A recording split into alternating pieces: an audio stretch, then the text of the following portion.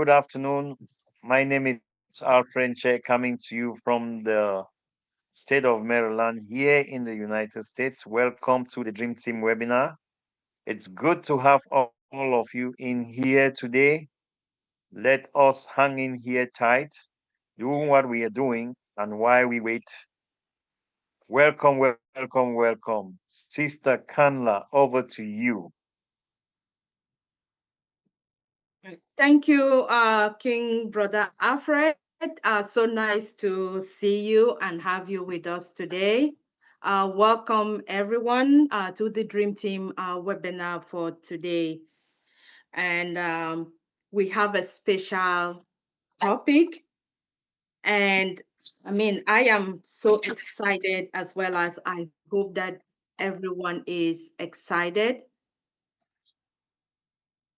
as we wait for none other than our King and Brother DrJohn Ajongwen to grace us this day, this beautiful day, with a topic, the power of compounding. But before we do that, I just want to take this moment to also say welcome and thank you to everyone joining us on the YouTube.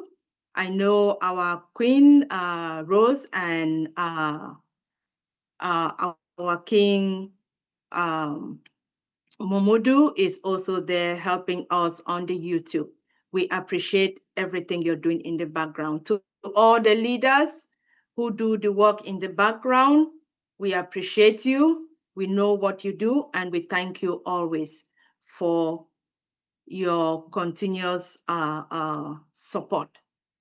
And before we begin the webinar, please, if we can be able to just do a little bit of housekeeping, make sure you have your mic muted, because sometimes we may be able to be doing something else in the background and then without knowing that our mic is open, so we can be able to listen to everyone or anyone who is at the point speaking to us or sharing some words of wisdom, whether it's the mindset or our guest speaker that we are going to have for today. So thank you for that. We will be taking off mics for the meantime, and then for those who will be able to speak, you will be able to unmute yourself and then to be able to speak. So at this time, without much further ado, I would like to move on to our next item or agenda item of the webinar.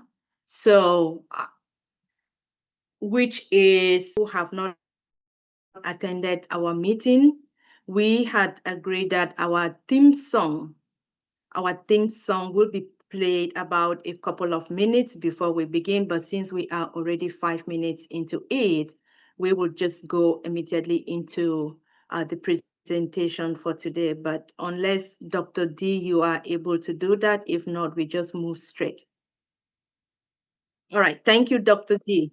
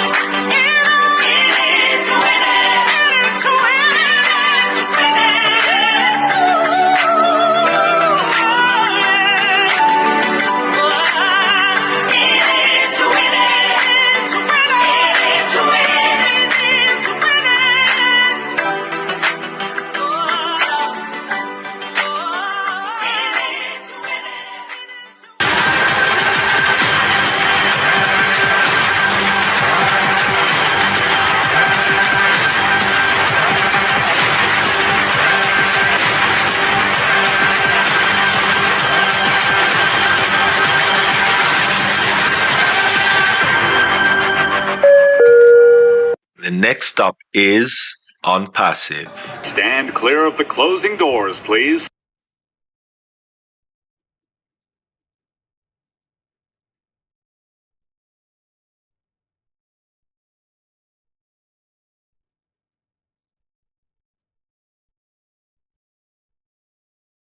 Oh my goodness, Dr. Derek, you have done it again today. Did we all see what Dr. Derek did with our signature tune? If you were watching, if you were listening and watching the visuals, did we see some changes? That was awesome, Dr. D. We see you. And we just want to appreciate the awesomeness of you incorporating every step of our journey. Yep. The dream team, the leadership, the members, everyone, whether you're affiliate or whether you're a user or whether, that is just awesome, Dr. D. Thank you. Thank you. We saw it. Yes, we did. And isn't that awesome? It is. It is. Yes, but if I may recommend, we didn't see you, Dr. D. We didn't see you, and we didn't see Dr. John, and we didn't see some of our kings. So that will be my plea. If we can also see our kings also as part of that, that will just be wonderful, because together we are a team. Mm-hmm. And we move these webinars together. Yes. Watch it again, he says. Maybe you missed something. Maybe I missed that part. Yes, Okay, watch it then again, he says. my yes, all right. Then thank you. If I missed that part, yes. If I missed it, then thank you. All right. Thank you, Dr. D. We move to the next thing, which is going to be our mindset for today. And our mindset for today is going to be presented to us no other person than Queen Sister Yvonne. We were supposed to have our Queen Lerato, but she is also on the road. And so please, while we pray for all our members, family who are sick, as we do every Sunday, we will be calling out some of the names, but also if you're traveling or whether you are on the road from home, returning or wherever you are going, we also put them in prayers. And if they're able to join us later in the webinar, that will just be joyful for us to see them. But at this time, Queen Sister Yvonne, take it away with our mindset for today. Thank you, my dear. I know I'm not Sister Lerato, but here we go. So thank you very much, Queen Kanla, and thank you to the Dream Team. Greetings, Dream Team members, and also who support us with their time and presence. It is appreciated. And for this talk, I'd like us to discuss the joy of self-leadership. So thank you for being here today. I know many of us are showing up while carrying a lot emotionally, mentally, and spiritually. Life feels fast, full, and sometimes downright overwhelming. So let me begin with a question. When life feels like too much, who do you turn to for clarity and calm? For many of us who are faith-centered, we know the answer. We turn to our God. We look to him for strength, wisdom, and peace. But here's something that I've learned. The more I lean on him, the more I realize he's also calling me to show up and lead myself well. And that's what I want to talk about today, the joy of self-leadership. Not the pressure of having it all together, but the joy, the freedom, and the peace that comes when we take responsibility for our own lives, rooted in God's truth. We live in a world that's moving at the speed of exhaustion. We're managing relationships, careers, families, expectation, and let's not forget our own inner thoughts. Many of us feel as if we're running on empty. But here's the good news. We are never meant to carry all of this alone. The scripture reminds us to cast our cares on him because he cares for us. Self-leadership doesn't mean we do everything in our own strength. It means we walk in alignment with the one who strengthens us. When we practice self-leadership, we're not saying, I've got this all figured out. We're saying, God, I trust you, and I'm willing to walk forward in faith. So the acronym I'm going to choose is the joy of self-leadership, which is JOY. Let me offer you a simple way to think about self-leadership. I call it joy. Because yes, leading yourself well can be joyful. Joy, J, journey with purpose. Self-leadership begins with purpose. You are not an accident. Your life is not random. For I know the plans I have for you, declares the Lord in Jeremiah 29:11. When you know why you are no longer living on autopilot, you wake up with direction, even if you don't have all the answers. Your journey with God becomes intentional. Excuse me. You start asking, what did God put in me to do today? And then the O in joy is own your choices. God gives us free will, and with that comes responsibility. Self-leadership means owning your thoughts, your time, your attitude, and your boundaries. Overwhelm often happens when we say yes to too many things that God didn't assign to us. Overwhelm has become a buzzword in the culture, and it's almost a badge of honor now. Many people think it means that they're really getting things done, but that's not always the case, because you can work, and get nothing done. Owning your choices means saying, I can't control everything, but I can choose how I show up with grace, with faith, and with focus. It's not about being perfect. It's about being present and prayerful in your decisions. And then the why in joy is you first, then others follow. Jesus led by example. He didn't just talk, he walked. Self-leadership means becoming your first follower. It's showing up for your values, even when no one's watching. And here's what happens. When you lead yourself well, others take notice. Your peace becomes contagious. Your discipline becomes inspiring. Your life starts pointing others to him.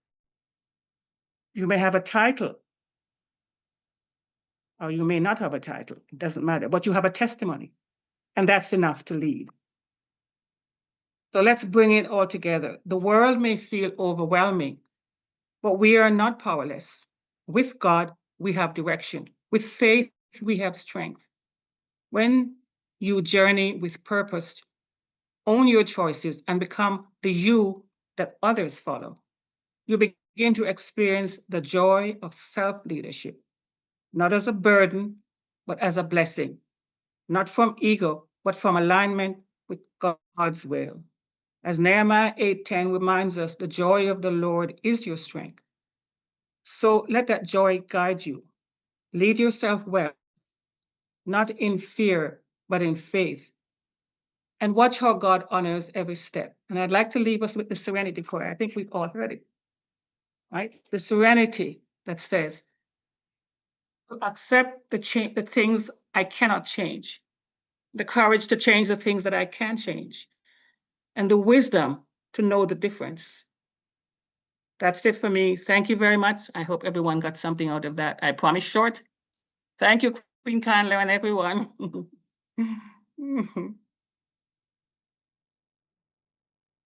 Wonderful. Thank you. On behalf of every member present, that was awesome. Thank you so much. And especially on a day for us Catholics or Christians where we end the season of Easter, your mindset is just the perfect one to sum up this day. Thank you. We celebrate the Feast of Pentecost. Yes. So where the Bible tells us where we are different in our ways, our background, we speak in different languages, and the Holy Spirit was able to direct everybody to speak in tongues, and yet they understood what the Holy Spirit was telling them. Amen. And so through your joy, our own journey, we make our own choices and Yes. put yourself first Amen. with God, Yes. with God. With God first. Yes. Yes, with God. So thank you so much for that mindset. We Thank we you. appreciate you as always. Then that leads us to the second part of our agenda item for today. And please, I know if you have questions or comment, let us continue interacting in the chat. And Sister Yvonne will be able to give us a closing word or answer questions for us. So thank you. At this time, we move on to the presentation for today. I can see our guest presenter. Yes, we say guest presenter, but he is no stranger to us. And he is none other than our brother, our king, Dr. John Ajongwen, husband to our queen, our sister, Dr. Patience Ajongwen. She's listening in the background.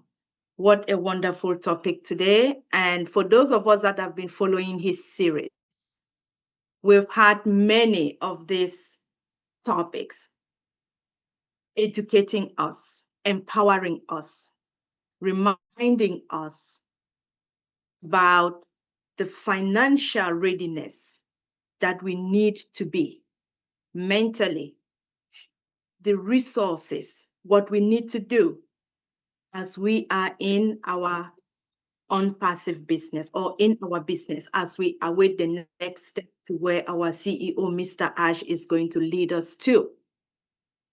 If you have missed any of those, I will recommend you make time, you go back into many of the financial series that Dr. John Ajongwen has graced us with.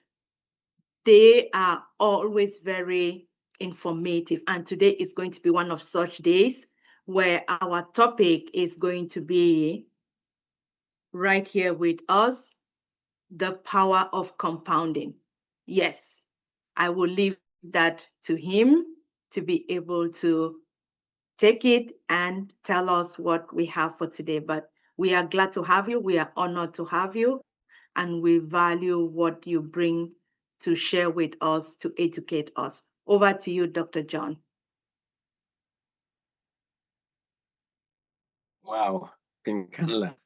You were talking and I was listening for the presentation to start thinking you're gonna take over. Good afternoon, good evening, good morning, whatever your time of the day may be.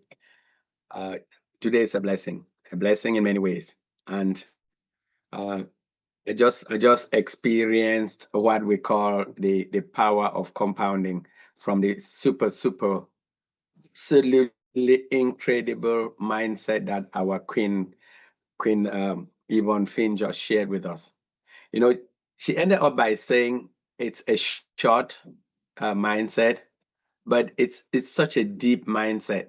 Thank you. 3 keywords or 3 letters: joy. And then I'm like, okay, joy, but thank you, Queen Yvonne. That was absolutely fantastic, fabulous, and everything.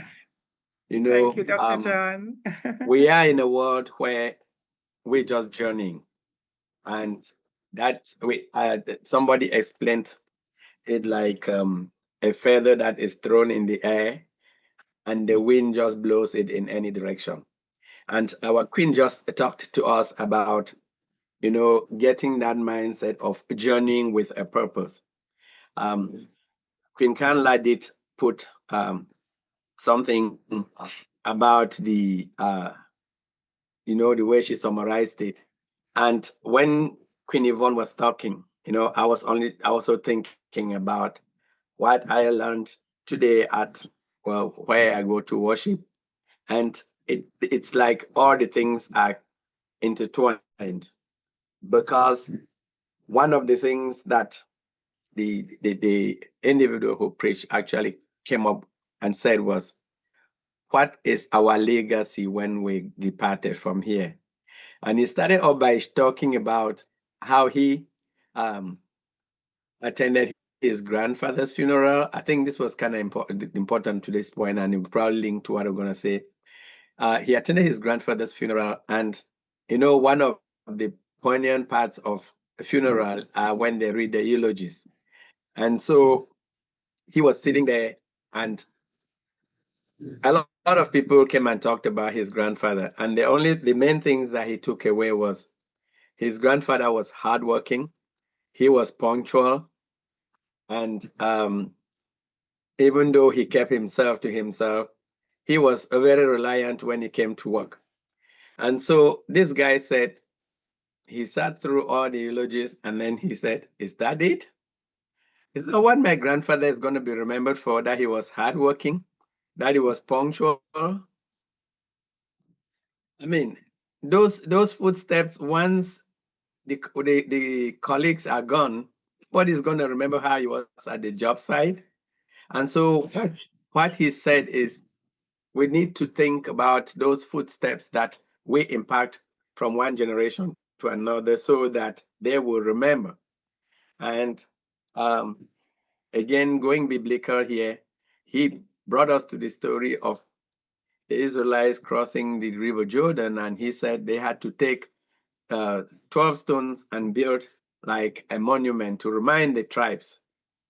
So what we need to do is be building our own monuments that will remind the generations to come. And for us to be able to do that, our queen just really nailed it by saying we need to be able to journey with a purpose, know where we're heading to. We need to actually own our choices. Yes, it's very easy for me to blame the weather, to blame the environment, to blame, the stars, and blame my genetics or whatever. And that's just a way to avoid owning those choices that we make in life. And then she said, we lead by example. This was the point that I wanted to bring it into how we can actually listen to Queen Yvonne and also follow up with what I'm about to say, because the way this guy used the idea of leading by example was talking about, if anybody's ever driven in New Jersey, you know that we here in New Jersey, we drive crazy. We have the most densely populated states in the United States. So the number of cars on the street, they exponentially increase when you move from out of state. And he said he was driving down on a wet day. He had his 7-year-old son in the car, and literally somebody just cut in front of him. Needless to say, when those things happen, we react and we use words that would rather not use them in the presence of children. And he reminded us that the next week, the child started replaying the same words to him. And he said, oh, you can't say those words. You can't say those words. And what did the kid say? The kid said, but Dad, you said it. So leading by example is such a powerful thing, because we cannot tell people, do what I say. What we want to tell people is, just do what I do. So modeling, leading by example, and really having this community here where we're uplifting each other, where we're helping educate each other. It's something that even if this platform did not exist, we're going to move forward and we'll be able to send our hand behind and stretch out and be able to smile at one another. Thank you very much, Queen Yvonne. And that leads me to this idea of the power of compounding, because my mindset has just been compounded this afternoon by listening to you. My mindset has just been enlarged by listening to Queen Kanla introduce me, and I didn't know she was talking about me. So what are we going to talk about here today? I'm going to pivot a bit and talk about compounding in the financial sense. And I had one of our friends who works in the pharmacy area, and she was talking about when you take drugs and you get not the bad ones, but all the pharmaceuticals, and you take the active ingredient, they normally end up mixing it with some excipients. And when you get them, that process is literally they're compounding them with all the other additives. Some of them are just to bulk it to make sure that we can swallow them easily. Some of them are to bulk it to make sure that um, the, they are preserved and can actually live through their lifestyle. And some of them even help, to make them more bioavailable when you take it. So when you talk about compounding, even in that broader sense of the word, it actually has its advantages, because when you understand the power of compounding, it actually helps in one way or the other. So from a financial point of view, there is this old gray fellow that many of us might have seen or know, or maybe if you're one of those who ran away from any physics class, you probably didn't hear about Albert Einstein. If you want to find out where he is, he's gone, but his brains are living not far from where I live here in New Jersey, down at Princeton University. But this guy actually made a comment that compound interest is the eighth wonder of the world. So we know of the seven wonders of the world, the pyramids, the Sphinx, and all the great stuff. He said it's the eighth wonder of the world. He who understands it earns it, and he who does not pays it. I mean, let this he be a neutral he. So he or she who understands compound interest actually earns it, and those who do not understand compound interest actually pay for it. So let's just look very briefly at somebody who is lucky enough to come to actually have $100,000 they want to invest and keep, and they have time in their hands to actually just put that money, uh, maybe looking to build it for some retirement, to pass it as an estate or whatever. You can either choose to put it in, and then you go into your financial institution. They say we'll give you 10%, and you happily take your 10% and you go away. So it shows back 40 years. In one case, that person ends up with $500,000. You say, wow, I actually put in 140 years down the road, I have 500. That's not bad. That's not bad for 100,000 going on. But another person who also just got to 10%, he shows up after those 40 years, and that person has 4.5 million.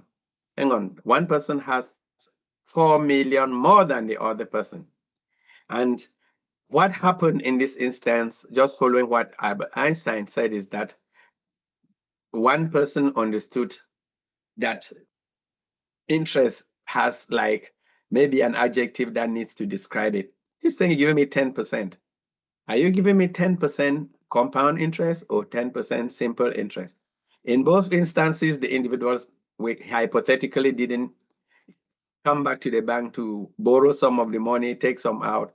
But one person came back after that 40-year time period and was able to transfer an estate of 4.5 million to their loved ones. And another person came out and was happy to get $0.5 million. Why? Because one person, again, used compound interest, the other person used just simple interest. So what do we really mean when we talk about compound interest here? Basically, compound interest is earning interest on top of your interest. While the simple interest, they just take your principal and every time they calculate a certain percent and put of it on top of it. So just go back to that last slide here. In this instant here, both of them started up with $100,000. At the end of the first year, they said 10% of 100,000 is 10,000. They put 110. And the other person, because it's year one, they also put 110. Now, year two, the person on simple interest, what did they do? They simply had the 10% of that 100,000, which is another 10,000. They added on their 120, and sorry, on their 110 became 120. But the second person had 10% of the 110. So that 110 now has now become the principal on which that interest is being calculated. So if you do the math, that's how you saw this crazy difference here. And so they tell you there that basically when we have like an investment, and that investment, you earn an interest on it, That interest now adds and becomes the principal for the next cycle. That is when you are compounding it. When you come to doing compound interest, and why I sort of said we should talk about this topic, there are many things. I just talked about the interest rate as being an important parameter. But during this discussion, I just want us to touch on a very few things. I want this to be light, not very heavy. And just let you know that yes, the rate which I showed you is important. Time is important. Understanding the risks of your investments is important. And obviously, taxes play a role when it comes to building on your compounding. And then let's just talk about who is compound interest for and some examples of where compound interest plays for or against our interest. So when it comes to compound interest, there is, when Einstein made that statement that those who understand it actually would earn it, believe it or not, there is actually a mathematical formula that you need to actually study. And this is the only math I'm going to do today with all of us. The geometry says for you to understand compound interest, the formula that Albert Einstein actually derived way back when was what he calls here the rule of 72. And there've been variations of this, like people have tweaked it to 69, 73, whatever. But what he basically stated was that if you take 72 and divide by the interest rate, it will give you a number. And that number is approximately how long it will take for whatever that investment or that saving or even debt to double. So if we have, I'll show you examples. It just says that it basically you have a certain amount of money you put somewhere, and you want to estimate how long it will double if you are compounding it, not simple interest. If you're compounding it, how long will it take for it to double? And Einstein came up with this mathematical formula that you take 72 and you divide it by 12. If you cannot do it at the top, off the top of your head, wait, stick a calculator and it'll give you an answer. And here are some examples that will just lay this out. Let's assume that you had a set of triplets. And those triplets got to the age of 29 years and they came across a $10,000. Each of them had $10,000. And this $10,000 that each of them have here, you tell them to go and save it somewhere that they're going to get a certain average rate of return. And again, just like I showed in the case of the 100,000, this example that I'm going to use for the illustration just says that person puts that 10,000, it's earning that average return, and that person doesn't take any amount on a yearly basis until they turn around and say, okay, we started as 29 years old. I want to come at 69 and say, how much of this can I get, to support my retirement or whatever you want to do with it. In the first instance, one of the triplets had a rate of 4% here. At 4%, if you make that formula, 72 divided by 4 gives you 18 years. The other person went and had a bumper interest rate, double that amount here, which says that they got 8% interest. And basically, the rule says 72 divided by 8, the answer is 9. Well, remember what I showed you in that formula where the 72 divided by 12 is 6. Let's assume that somebody was to go and get a 12% average 12% interest on their savings. And then how does the rule play? The rule says that in the case of the person who was actually making 4%, when they come and actually put their money in, after 18 years, so 29 plus 18 gives you 47. By the time they turn 47, that their money that they put in the 10,000 would have doubled. Then by the time they take another 18 years and add to 47, they get to 65. Wow, the number just worked out. The money, the 20,000 again has doubled. So They will put their 10,000, they went away, they came back and they say, I got 4 times the amount of money that I put in the bank. Now somebody had, the other triplet had a double that amount. When they had the double that interest, sorry, if we think about it, we'll say, okay, double the interest, then the amount should at least double. No, because of the compounding, it actually quadruples. Why? Because the time that that money is doubling has halved. So the number of doublings are going to double, double. So in this first instance, they started the same age. 9 years later, that person was 39 years, 38 years. Now that 10 is gone to 20. By the time that they turned 47, when this person was having just the first set of doubling, theirs had doubled twice to 40,000. Another 8 years, they're 56, they doubled to 80. By the time they hit 65, 160,000. That's 4 times the amount. But what if you just increased that interest by another 4%? Now we're doubling every 6 years. And if we do the addition, now we come to a situation where the person that actually had 4% is getting 40,000. The person that had 12% is getting 640,000. That's a difference of $600,000. 600,000. That just because the interest rate was tripled. And so when you look at it, and Einstein said those who actually understand the compound interest will earn it. Then the question is, where do we go to get this higher interest so that we can actually earn? And hold that question, because maybe we'll discuss some of those ideas. But before we go there, I know I came across this fun fact, which again, I know a lot of us probably have heard about it. A lot of us have seen it.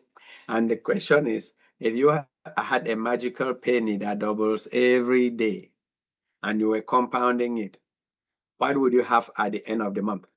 I just thought that was kind of a dumb answer because a penny is not going to take us far. But when I did the math, this is a spreadsheet. I sat down and I actually did the penny, just doubling every day. So it doubled, became a two pennies the next day. The next day, the 2 became 4, and then the 4, 8, and so on. On the 30th day, you actually have 5 million. And I started wishing, I wish I just had one of those doubling um, uh, pennies lying somewhere, then it would probably solve a lot of our problems that we're having. But that's just a fun fact. So the idea of actually having that interest rate is very important, because when we save, we need to make sure that we are getting paid the right interest rate. The other thing that we talk about when we're compounding is obviously time. And this is something that's already many of us here will just sort of shake our heads and say, okay, it's too late for us, but it's time for us to also be able to help. So it talks about the idea of starting early. And in this case, you had somebody who literally was putting away on a regular basis, in this case, $300 or $3,600 in a year. And one person said, okay, you know what? I'm going to jump in early and do something for my plan. And all they were able to do was, I'm going to just do early for 7 years and stop, and then see how this idea of compounding and time plays in my favor. So you realize that if this person actually got to understand this power of compounding and started early, they would have put in maybe just $25,000. And the $25,000 would have been just for over that period of 7 years, and then stopped. Okay. While they were doing that, you had somebody like myself who was trying to, take care of all the other things before they start. So I waited for 7 years, and when this person had stopped accumulating, I said, okay, I think I have a bit more disposable cash flow. So let me come in and start putting mine. And the question is, how much do I need to put down to make about the same amount of money that this individual had actually accumulated? We've given them the same percentage interest rates, and it's just time that is playing the game here. So while this individual here actually spent less time and started early, put in 25K to actually accumulate almost 130,000. The other person had to put literally 2 point something times because they didn't have time actually play in their favor here. Just to put it in another way, there is a high cost to waiting.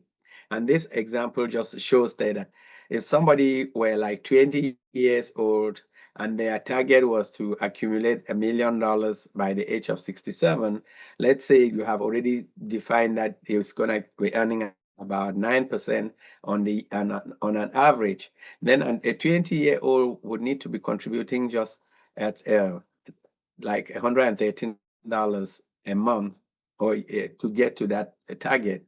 But people like us who have hung in there and we're getting like almost to that target, we I mean we cannot even earn this amount here. So there is really this idea of compounding is a matter of start early and just keep doing it consistently and let the idea of interest rate and time play in your favor. I mean, if we want to look at this graph in another way, we're saying the number of years that you have to when you need that money. If you have a long time, say you have like a 40-year runway, it will cost you less to actually start putting that together and let it be compounding for you. Let interest be working in your favor versus when you are really at the 5 years towards that time you need it, it's too late because many of us, no way, you will not even be able to earn half of this, let alone have a disposable income, which will give you that. When we go ahead and we're actually talking about accumulation, again, interest rates, time, but then where do you put those funds? We know that taxes are some of the things that I think Winston Churchill talked about it. You know, there's nothing as sure as taxes and death. So those two things, we can. It's just a matter of when you cannot get away from them. So I came back here and I looked at this example of our magical penny again to see what would actually be the impact if somebody were coming in and just accumulating this without actually paying taxes on an ongoing basis versus paying taxes on the interest every year. And in this case, what I just did on the spreadsheet is I just said, okay, what if the interest is taxed at 20%? I didn't tax the principal. I just said, you got a penny here, that penny doubled. So the interest is a penny and you lost about um, 20% of it in taxes. And you can see there that the number, I mean, I thought the math was wrong, but the math was not wrong. It's basically because the compounded effect, whether you've lost it right from the beginning. If you just see somewhere here, somebody was already by year 20, this person was on 5,000, this one was on 300. So by the time that 300 even double, it's going to take about another 2 3 years, and the 5,000 doubles to 10, then 20 30 for 20 40. And so the idea that we need to actually be mindful of the taxes. We know we cannot actually, and I will never say that you go and evade taxes, but the wealthy know how to avoid the taxes. And that's where, what are some of the strategies we have talked at length during some of the series on where we can actually, portfolios that we can put our funds, depending on the country you're in, whereby you will minimize the taxes that you pay. Now, the other thing I did mention was I talked about the interest rates, I talked about time, talked about taxes, and now there are also risks involved when we try to compound our money. And just to illustrate the idea of risks here, numbers can actually deceive us. So let's look at two people. The first person, Mr. A, they invested whatever, or they saved, they had a 40% increase in their growth in their money year one. Year two, it dropped by 20%, and they had the net between those 2 years. The experts will say it's a net of plus 20. And you have another person who had just 10 and 10, and they ended up with the same math plus 20. So the question is, if we translate this to real money, does that really come out to the same thing? The percentages were the same. Mr. A started maybe with the hundreds, they made 40, and the next year that 140 lost 20%, and they ended up with 112. Mr. B, they had 100, they got 10%, went to 110, and they got 10% again on top of that next 110, and ended up with a $121. Which of these 20% increases makes sense? Which is real? It depends again where you put your portfolio, because they are all right. So in the second scenario, let's just play it again. One way or the other, you went up 50 and you lost 50. Net zero. The other person had zero change, net zero. Now, if we play the math, the same thing. The person that started 100 and earned 100 and earned 50 went up to 150. 150, they lost 50. That means they lost 75. And at the end of the year, they ended up with 75. Excuse me, but you told me that over the 2 years, my change was zero. How did my 100 become 75? That's one of the things that you have to start thinking. And in the case where the other person just had 000 and ended up with zero, they actually did not lose what they had. So again, you get people like Warren Buffett, who says zero is your hero. You start to see now that in some instances, you're actually better off having no growth or zero than compounding this in a portfolio that's just going to be like a yo-yo. So when you look at this, the idea of compounding becomes very, very important in our day-to-day lives. It becomes very important, and we need to understand it, because when it comes to applying it, depending on what side of the equation that you are on, it can either be applied to you or you are applying it to yourself.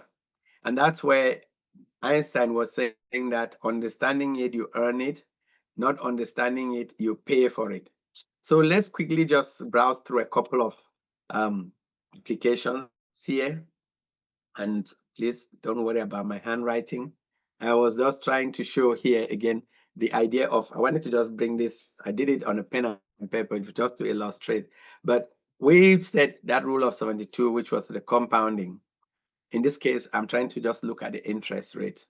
In this first instance here, this column here, the person was making 6%. 72 divided by 6 is 12. So whatever they started off with, they started with $1,000 in the year at the beginning. And then 12 years later, it doubled. Another 12 years, another 12 years, another 12 years. And they were happy that their $1,000 became $64,000 at the end of the 72 years. Okay, some of us have planned to live longer than 100 and something, so we'll be good with that. The other case, I just flipped this number over. So I just said instead of having a 6% interest, they had a 12. So the math was easy for me, because that way I didn't have to think. But now you'll see that the spaces in between here were because there were these six yearly intervals here. So if we come to year 36 here, this person would have already met 64,000 while the first person was still on 8. And by the time that if this person had managed to live long enough, this $1,000 would have gone to $4 million, assuming they could get that interest rate. So you say, John, but why does that matter? And how does that help me in my regular day-to-day application? So Let's look on the left-hand side of the equation. When you, when you go to your bank, what are the interest rates you're getting? The time I actually put this slide together, you were lucky to have 1%. In fact, we know that during COVID, we actually have negative interest rates. Well, we don't want to get into the negative side, but let's even assume that here you had 1% interest in your money. What we're saying is that by you coming in and you're putting your $1,000, if you're looking for it to actually see what the rule of 72 is telling you, it's saying that come back in 72 years. It's like, excuse me? Yes, that's the math. You get a big fat $2,000. And you say like, okay, and please don't shoot me if you're a banker, a financial person, because what I'm about to say may sound not, okay, I'll make it nice. If you walk into your bank on tomorrow, one of the things you're gonna see is that the banks have actually hired some good people, and people have real good, customer service relations, and they trained to actually welcome us. Mr. John, welcome. How are you today? How's your day? I hope everything is going well. Why do the banks actually emphasize on all this customer service? Is because they want you to be happy when the rule of 72 is being applied on you. So just think about it this way. You go to the bank tomorrow and you have $10,000. You open an account. They're going to deposit that money into that account for you. And they'll ask you, whether you want to have it in one of these longer term savings plans or whatever. And you say, yeah, okay, I'm going to put it on a 3-year CD, and they say, great, we're going to give you like 5% on your money. That's a good rate because you're keeping it, you're locking it in there for that 5-year period. And then the next day you come back to the bank and you thought, oh my goodness, I have a problem with the transmission of my car. My air conditioning is not working because it's getting too hot. And I'm going to go to the bank and I'll take a loan. And you walk in and you want to apply for a loan. Apart from the fact that they're going to find out about your grandmother's social security numbers and what your blood type is and all those good things. Okay, let's assume that they don't go to those extremes. They're going to happily give you a loan, and that loan is going to be maybe 7-8%. Did you do your rule of 72 compounding? Your money that you just put in there is earning you 5%. So 72 divided by 5. It's going to take me almost 13 years for my money to double. You just come in here and they've told you that if you take that loan, they're going to give you at about 8, 9, let's say 10% to make the math easier. Every 7 years, that loan is going to double. So if you don't want that loan, what could happen probably is the company could say, because you already have a saving with you, we're going to give you a credit card, right? And you take your credit card, and the last time you checked, if you've checked your credit card interest rates, if you're lucky and you've ever had a credit card that has less than a double-digit interest rate, then you should be. I mean, I know there are those special ones that come at 0% interest. I don't say you cannot use those if you know what you're doing, but beyond that, the regular interest rates that I've seen, they start from 12% upwards. And I cannot remember where you have seen a savings account. I mean, if you go to some of the wealth managers, yes, you may be able to negotiate if you have millions.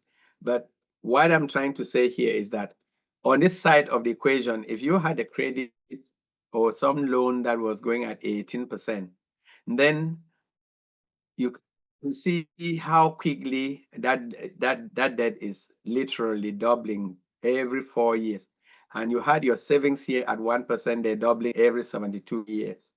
So what we want to do is, as we come across wealth and you are able to actually look at savings, when you get involved with wealth managers, hey, don't feel shy to ask them for a big return, because that's what they, I mean, the fact that if you sit there and say, but nobody is going to pay me 8%, I mean 10%, 11%, 12%, just remember that you're paying it on your credit card. So somebody is making that rate.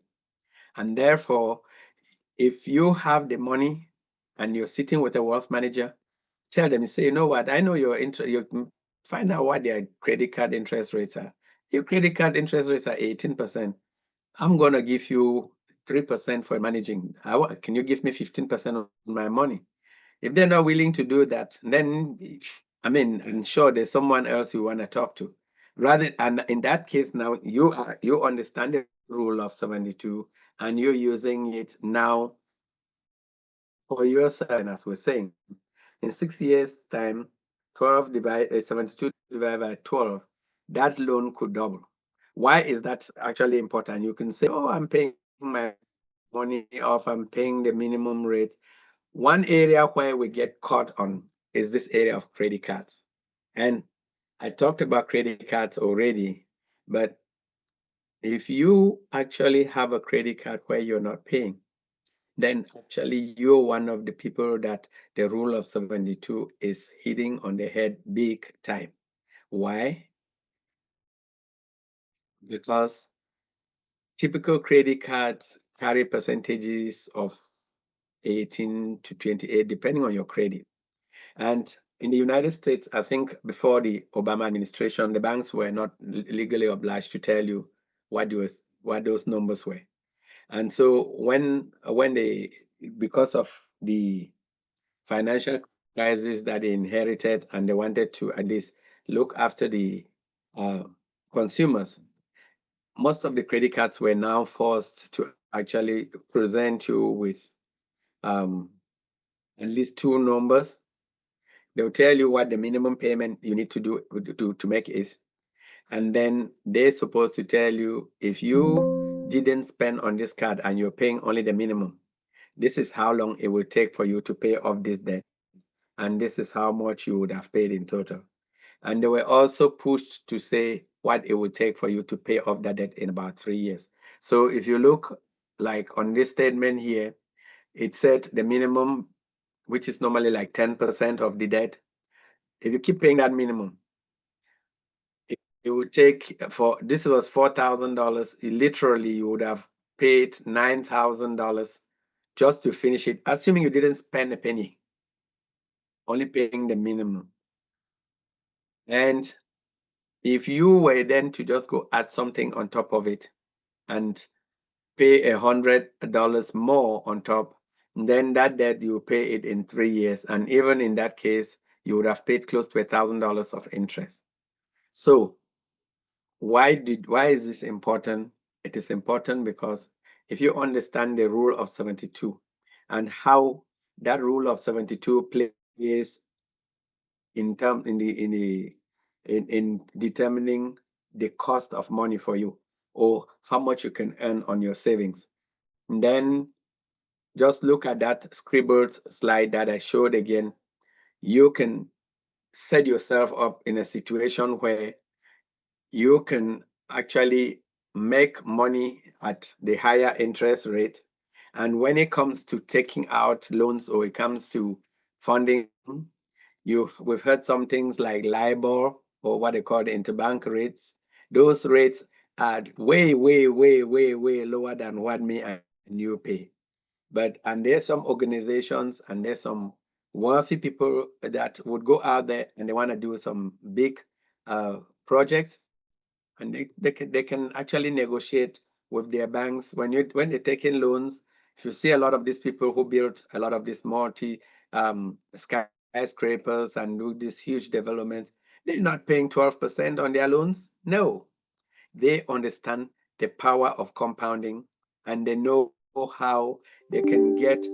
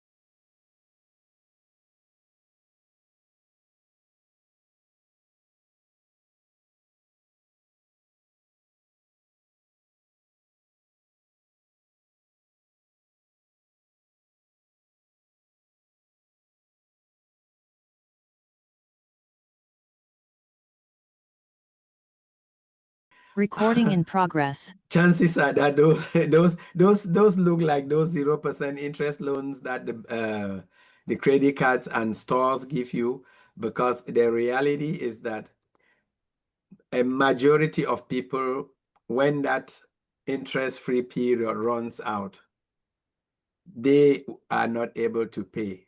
Yeah. And therefore, again, these guys have done their math, they understand it. So they gave you that bait for maybe the first 12 months. And by the end of that 12 months, maybe you're still sitting on 99% of that debt. And then now they'll tell you in fine print that at the end of the 12 month, the interest rate is going to go to poof. And so Wow. just to be aware and look at all the options. Mm-hmm. That's right. Yeah. Sorry, another thing I think, Dr. John, is that it's up to you. I think it's financial responsibility for the person with the loan or whatever. Because if you want to not have it go into default and affect your credit, I guess, you know what I mean? The credit reporting. Mm-hmm. I'm not sure. I've seen the banks kind of work with people like that, because it would not be good for them to be knowing that you are going to default if they don't give you at least a little bit of leeway. And then you know what I mean? So I've seen that happen, that you can, if you find the right person, because it's going to be discretionary, I believe. Yeah. Have you ever seen anything, or do you know that can happen, Dr. John? A lot of them will try to work with you, but Yeah. the one thing, if at all possible, especially happened here in the United States during COVID, people were told that you could actually stop paying your mortgage. Yes. Because of the COVID situation. It happened here too, yeah. And a lot of people took advantage of that, Yes. but nobody actually understood what it meant. It's a deferral, right? It's not a all it meant was that they were still calculating the interest and adding it onto the principal. So if you decided, let's say during COVID for 2 years, or every payment of principal and interest that you were supposed to pay, you didn't make any payments. So let's say your balance at the beginning of it was 200,000. If you had been making some payments, yes, most of it would have still been going towards the interest, but by the end of, say, 3 years, your balance would have been like 180,000. Because you never did any payment.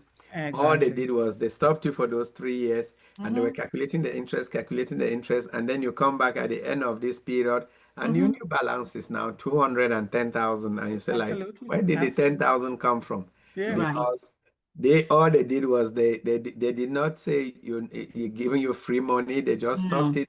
The calculator was still running. So again, just be aware and think about these ramifications when we make these decisions. And that's really, if that's the only takeaway here, is when they say do that, the question is, what does that mean for me? Remember, the financial institution is not going to lose. Even when you see properties are foreclosed and sold a penny for $1, they're not losing, because if you've ever taken your mortgage and looked at just what they call the closing statement, the HUD statement, it tells you that if you bought a property for $100,000, after 30 years, the total payments that you would have made would have been about $300 and something thousand. Easily. So if at some point you've paid $150,000 and you defaulted, they're ahead of the game. Oh, yeah, way ahead. Yeah, they would.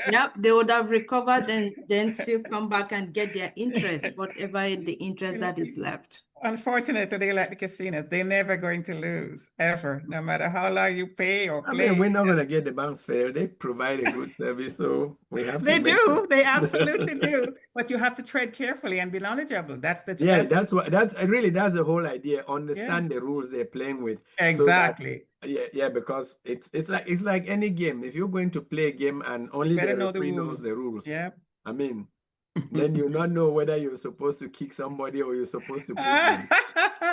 Even life has a game of rules, right? It's all about how you tread, Thank you, Dr. John. This is so empowering. Thank you.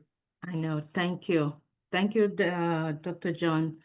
Okay. As Queen Yvonne, I think let us, before we dive into the Q&D or continue with the questions and answer, let us reach back to the updates team, Dr. Derek, for updates, and then we can go back to Q&D and take it from there. Okay, sister, sure. All right. At this time, Dr. Derek, we would go to the Q&D, give us some words about the updates. Since I am moderating and wearing multiple hats, just take it away. I don't need to reintroduce myself again. No. Over to you, Dr. D, and thank you for the wonderful music, what you did with that music. That was just so beautiful, lovely. Thank you. Over to you.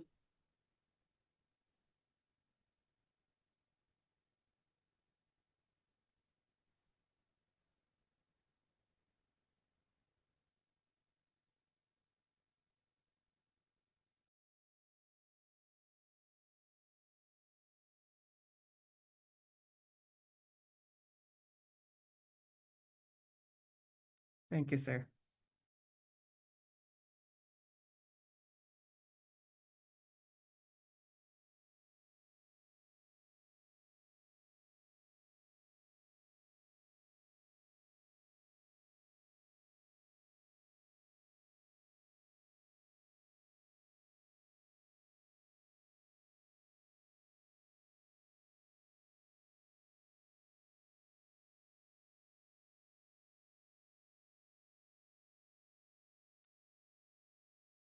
All right. Thank you, Dr. Derek.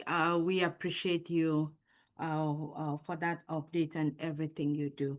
So at this time, we go on to our Q&D, and the Q&D is usually led by a team as well, as we all know.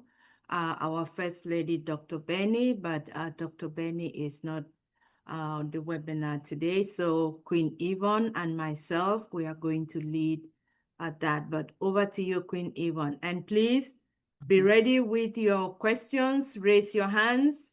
If you have the questions, you choose to ask your questions as well as write them in the chat, and Queen Yvonne will be able to work with you, reading them out aloud. So thank you. Thank you, Queen Candler. And my name is Yvonne Finn. I reside in Canada, and I am the chat monitor. That's my usual hat that I wear. I do other things, but today I'm just going to wait for the chat. And I don't see any questions yet, but I see a lot of thanks. Alan G is saying, thanks to Dr. Jan for your most informative discussion on the Rule of 72. And Queen Edith is saying, thank you, Dr. John, very informative indeed. And of course, I've thanked him as well. And so have you, Queen Candler. There, as I said, no questions yet. So I'm not sure if somebody will raise their hands, but we can look for that. Okay, all right. Then does that mean everybody has absorbed it so much so that they are still processing it, or they don't yet have questions? Or, I mean, it was so exceptional. Well, then we thank you. It's been received well, but it is still the webinar is still ongoing. If you come up with a question, do not hesitate. We are here, and Dr. John is still here to be able to answer your questions. So without that, we can move now on to Dr. John to give us his closing remark, as well as you, Queen Yvonne, but beginning with you, the word, and then Dr. John, closing remark, and then we can go on to say goodbye to our fellow family watching us on YouTube. I just want to make some comment about the topic today. Oh, Brother Shaggy. Yeah, yes. I think it's overwhelming. That's why Yes. the question is less overwhelming when you look at your financial situation and you see all these stories. It's almost not encouraging but discouraging, knowing that there's no, it's not a win-win when it comes to the bank. You know, the economy just makes it so hard. I mean, if you take off pay mortgage for 2 years, it's not because you want to. It's you are one of those millions of people that lost job during that time or stay home and never got back. That was the best thing that could happen to you rather than lose your home. Now you're back, $10,000-$15,000 has climbed upon it. What can you do? And the other area, it's you just can't win. You want to save, and you're getting 3%, but you have a credit card with 18%. Yeah. Yet you're encouraged to save.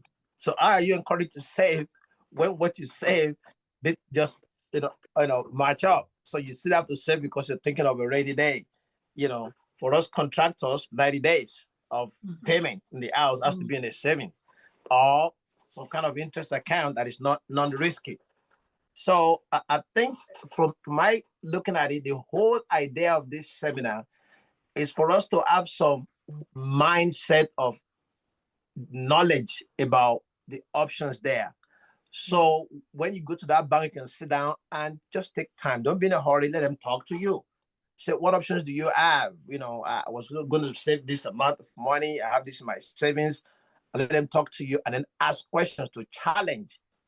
At least show that you know some things are possible. And if you have good credit, they work with you.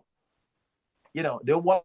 Every time I get an email, we have $150,000 for you. Just sign this letter. I'm like, really? Only 5%. Now, 5% compounding. They're coming back to take the house if you sign on it. So they do all those kind of things that you may have to sit down and say, look, how about this $27,000 that I'm waiting for on passive to pay off?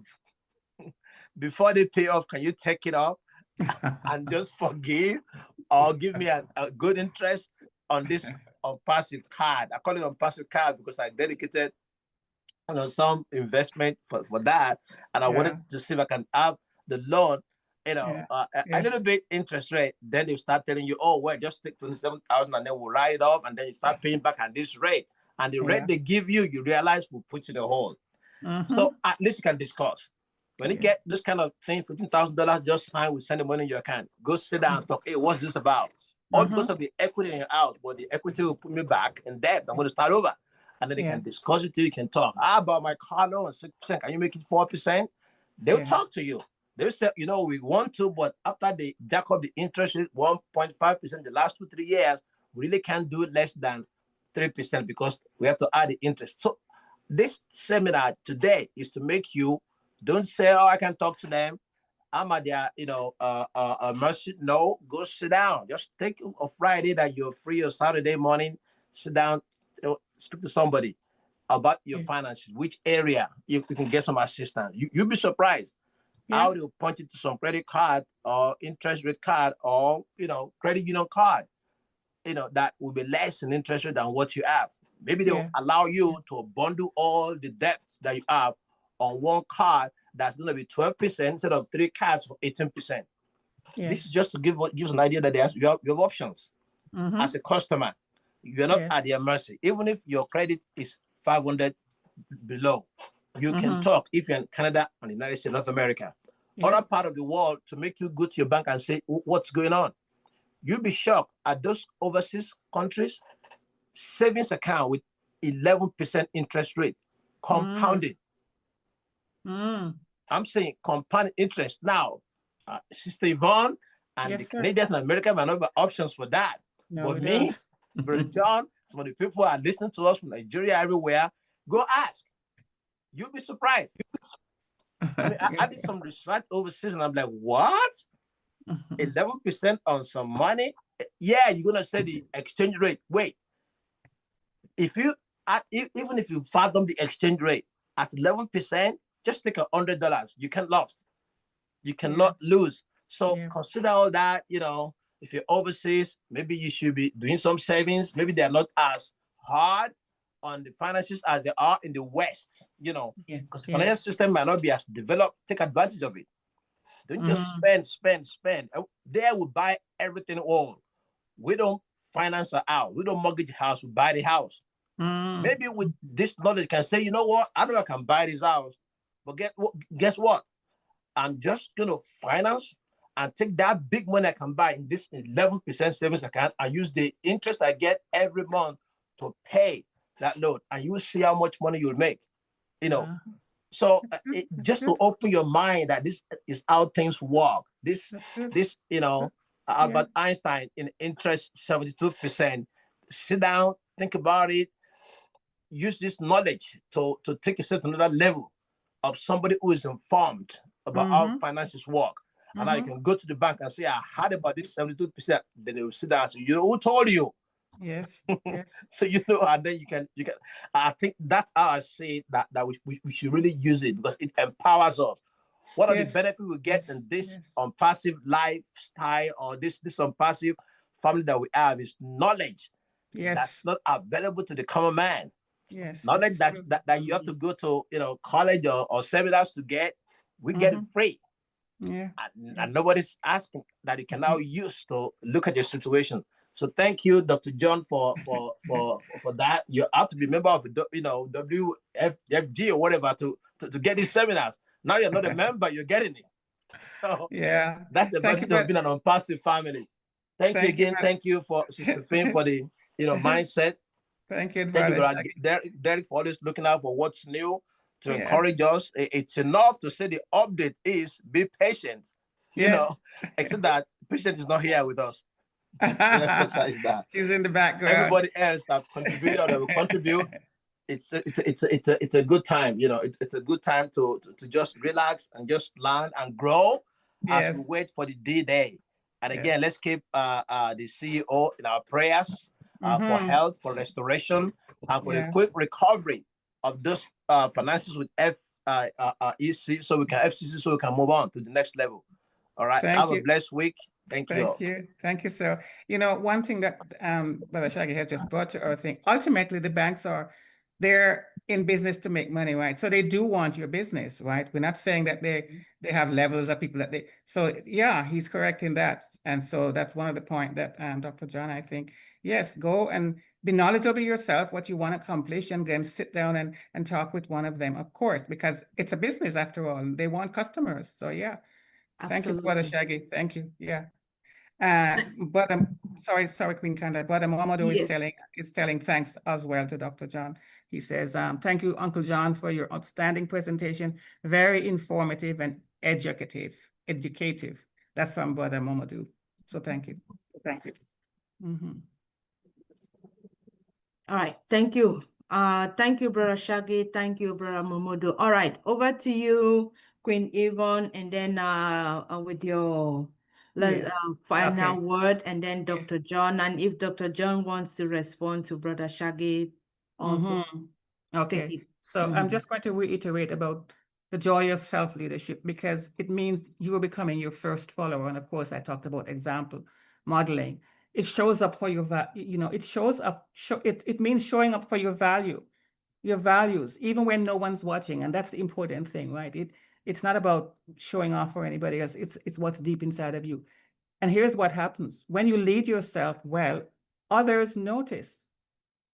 You don't have to self-promote. People will see that. Your peace becomes contagious. Your centering, your groundedness, your discipline becomes inspiring, and your life starts pointing others to your Creator, which is where you get all your strength from anyways. So you may not have a title, but you will have a testimony, and that is enough to start your leadership. So thank you, everyone. I appreciate you listening. Thanks, Queen Kanda.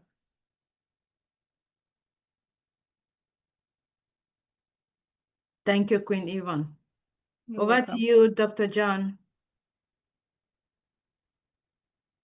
Wow, Queen Kanda and the leadership of this group. I just want to thank everybody who has put this together. And my special thanks actually to the 31 participants who are here today. It doesn't really matter what we put together. If nobody shows up, then it's of no value. Correct. And your presence here is the fuel that actually drives us to continue carrying on and putting all of these programs together and sharing the knowledge together.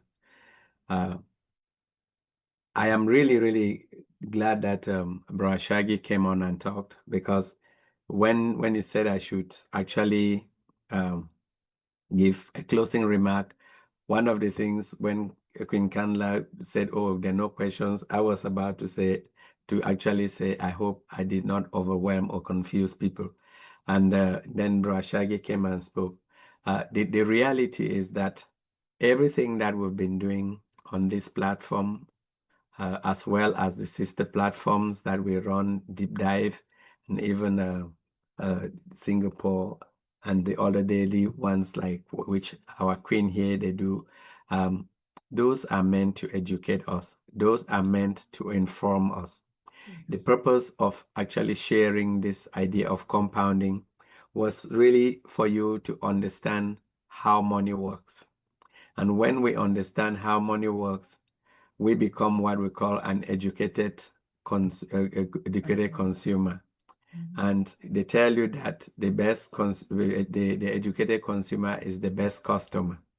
Because now when you sit down, and as Brother Shaggy said, if you go into a bank now and you had $30,000 or $20,000 or $5,000 that you were going to put into a savings account, and at the same time you have a $3,000 credit card debt, okay, you may be happy that, yeah, I have a net positive there, but if understanding now what we have shared with you, it may be a prudent idea to pay off the credit card, because the credit card, you're losing more. On the other hand, there may be some of these debts, and Queen Canla, you talked about the student loans, or most of us may have personal loans. If somebody came in and one of the tools we actually use when we talk with people is called a financial needs analysis, which basically looks at your income. And many of us complete those financial needs analysis, by the way.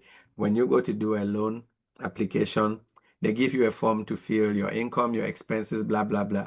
And then they take those pieces of information, they make a decision. They never ever tell you what they use that information for.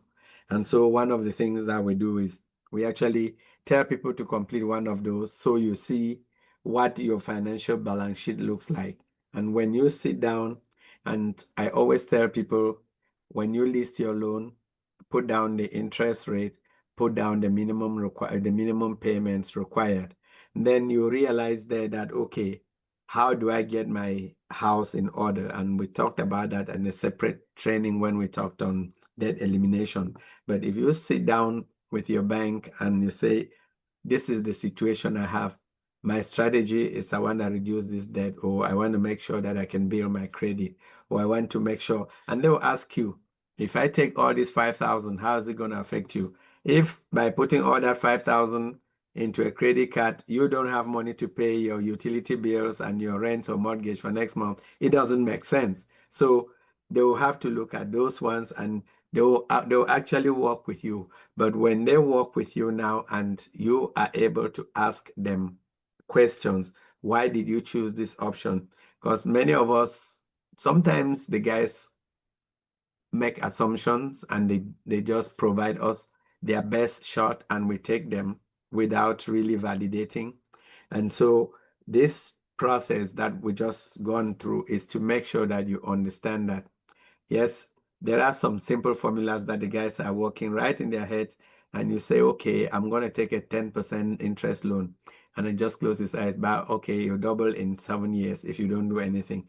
Now, if it's a 5%, you double in 10 years or 20 years. So or 14 years. So you start looking at some of those numbers, and they can actually work with us. So absolutely go in there and say, listen, this is where I stand, this is how I'm going, I need help. I know Brashagi did talk about some of those interest rates that you can achieve in different places. Yeah. And I'll sit down and say, like, how much is the exchange rate going to play around with my money? And will the country just go bankrupt and I cannot take my money out? For some of us who have the options, you may want to do a project out there, and that money, you think it's safer here, but it's making you 2%, and you can go get 11% out there and get your projects going on quickly.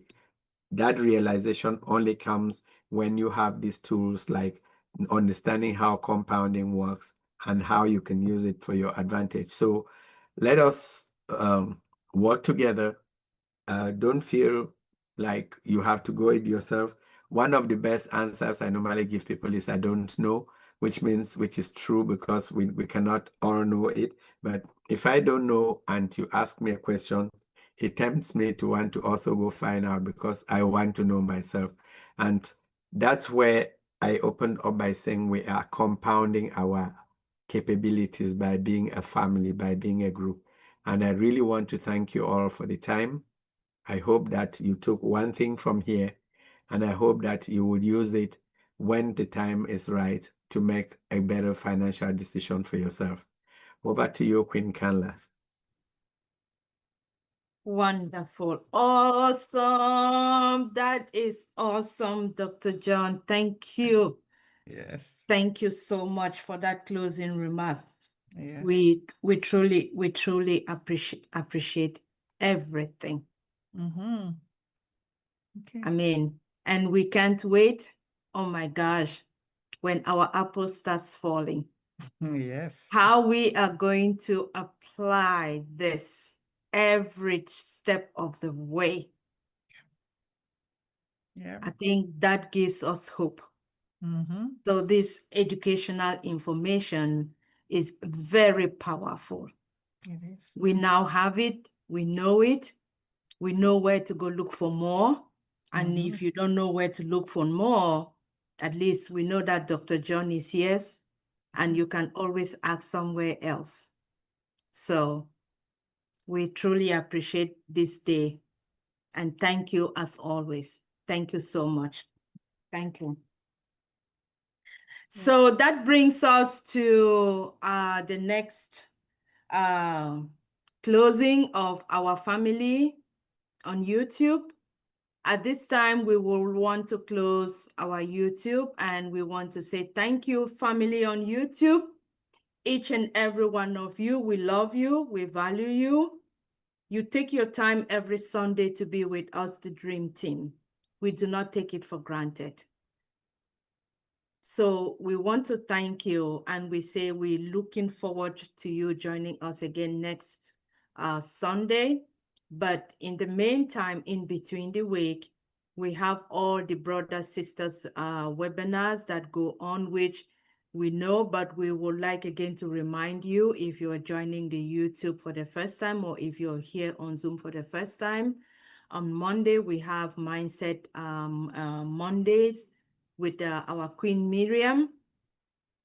And then we have Dr. Derek, Deep Dive, Globally Changing Life on Tuesdays and Thursdays. Tuesdays is a presentation from our First Lady, Queen Dr. Benny, on how we continue to be prepared to secure our businesses, our even our account using the computer system. And on Thursdays, we have Queen JW, who also comes to talk about mindset. Dr. Derek himself also does wonderful, brilliant presentations as well. So please join one of those. And in between on Wednesdays is usually Queen Julie, Empowering Humanity. But for now, it's on hold because she is out taking care of her daughter, and we continue to pray for continuous healing and recovery on Chloe, and for herself, the strength, as well as for all our family members on Perseverance, brothers, sisters who are sick. We pray for everyone, including Atinga Mati. Let me, before I forget, yes, Brother Mati, we continue. Then on Fridays, we have the two Evans, the two Queen Sister Evans. And that's also a wonderful... Queen Kanda, may I just say, it's actually every day, right? Monday to Friday, but on Mondays and Tuesdays and Thursdays, it's a recording. And now on Wednesday and on Friday, it's live sessions at 1 p.m. Eastern Daylight Time. So yes. Correct. Thank you, Queen Yvonne. So yes, there we go. So we have all of these webinars, and then we come back to Dream Team on Sunday. On So Thursday, sorry, sister, sorry to interrupt. On Thursday, we have, don't forget, Oh Passion, right? So yes. oh, Yes, I think Yes. I miss. Yes, we have All Passion on Thursdays as well. Singapore, Malaysia Yes. Yes. as well. So thank you. I omitted that one. So thank you for that reminder. We're And then we thinking- come back on Sundays to Yes. the Dream Team. And that is how we continue on this journey as we wait to move forward with our CEO. So thank you. And if you're able to join us in the Zoom, for those who can move over to the Zoom, we thank you. If not, we love you and we want to see you. We would love to see you next week, same time, 12:30. Yes. Bye-bye. Bye, To everyone. our family Thank you on very much. YouTube. Bye. All right.